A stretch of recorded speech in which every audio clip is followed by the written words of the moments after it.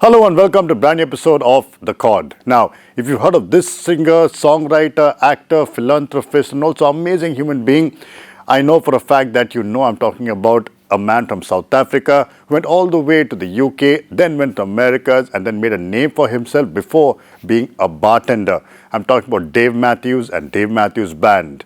Welcome to the show. Now, Dave Matthews is one of those guys who started playing the guitar when he was just 9 years old. I believe from the bottom of my heart that if you want to be a performer or you want to really do well in the arts, you always start very, very young. Even if you're going to become a filmmaker, be a producer, do anything, you're interested in the arts, go find a way to study it. Go tell your parents, youngsters, that this is what you want to do for a future, and then you want to become really good at it. At 9 years old, even though he started playing music, he didn't start writing his lyrics. That took a long time more for him to come into his own. But he was born in South Africa, then went all the way to Charlottesville, America, stayed there for one reason. His father was working for IBM. Unfortunately, his father passed away very young in 1977. And in fact, the lyrics in the song Carpe Diem talks about this. After that, he went back to South Africa, passed out from his college, and then was a time when you had to be drafted in the army in South Africa. I don't think the clause is there anymore, but if you're in Israel, you have to do that. It's mandatory.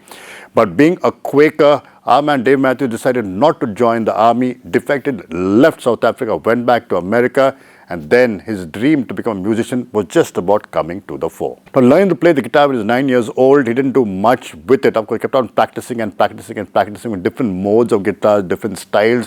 For him, it was more of a hobby. He would play for college shows and so on and so forth. So during the time when he went back to America, he worked with IBM for some time, for about 4 to 5 years.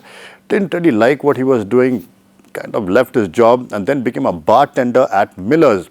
It's over here where he started bartending that he saw these different musicians coming and playing one after the other. As fate would have it, these musicians were playing in that band that eventually would become the form and the main apparatus behind the band called Dave Matthews Band. Now, there's something about Dave Matthews and the way things really form around him, because he's a musician who loves playing with blacks, he loves playing with Hispanics. He doesn't really limit himself to just white jazz players as most people do. I'm not saying that others do, but I'm saying him as Dave Matthews Band always likes to go and explore different musical lineages and also genres, if you could call it that. Lineage would be a wrong word to use when it comes to music. But it's also his drive to make things better. Now, it's not that his life has been completely about glory. It just so happened in 1987, he got bad news coming in from South Africa that his sister Annie was not only murdered, but the brother-in-law who committed the murder committed suicide. 2 children were left behind, and he made sure that they came back to America and he took care of them. But it is also acts like this that really fortified and changed him completely from a man who was all loving and kind of looked at wearing his heart on his sleeve to being a man who was dedicated to his art, because now suddenly he had responsibility. But that is the soul of Dave Matthews. Now, when he went back to Charlottesville, it happened for a reason. He was working in IBM for some time and then went to Seattle. He was not sure as to what he really wanted to do. His mom said, come and stay with us in Charlottesville, try to figure out what you want, but come spend some time with the family. Now, it was at this time Dave Matthews had only stayed in Charlottesville when he was very, very young. And also it was his mother's place. So basically he went down there, he didn't know what to do. But he started doing one thing that made a difference. He started going to all these local gigs. Now, through a very close friend of him called Nick Tono came and told him, listen, I think you should start singing because you're fantastic with the guitar. I've seen you play. You've been playing since you're 9 years old.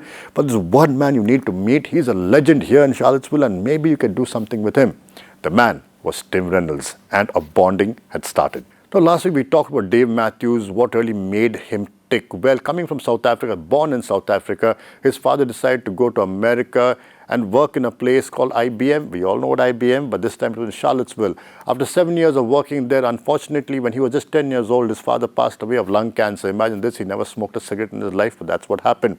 It created a kind of furore in the young mind of Dave Matthews, did not know what to do. But later on, in the years to come, he would write lyrics that basically talk about the incident in the song called Carpe Diem. It was not the first tragedy to happen to him that would shape his life. The second would be the murder of his sister Annie in South Africa, committed by the brother-in-law who committed suicide. Both the girls who basically their children were brought back to America, and Dave Matthews decided one thing: to take care of them.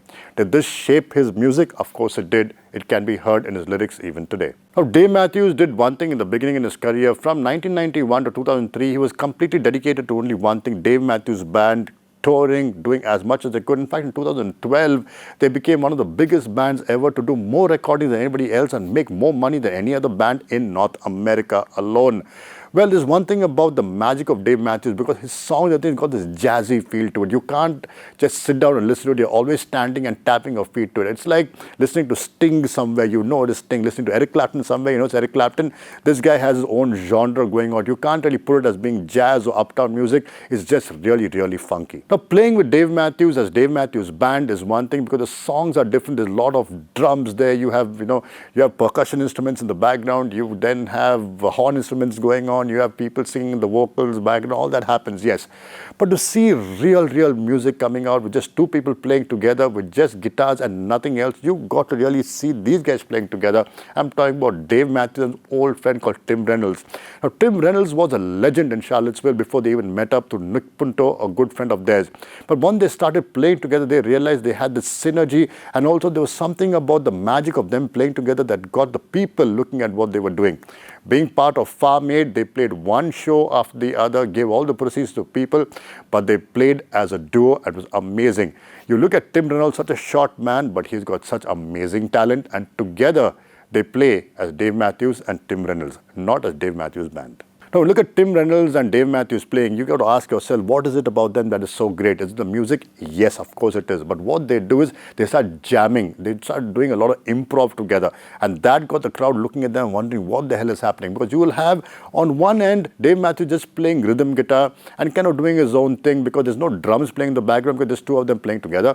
But Tim Reynolds, on the other hand, will start doing these amazing improv things with, I don't know, slides and so on and so forth, doing a lot of electronic stuff on his guitar, where people will be like, oh man, what is this all about?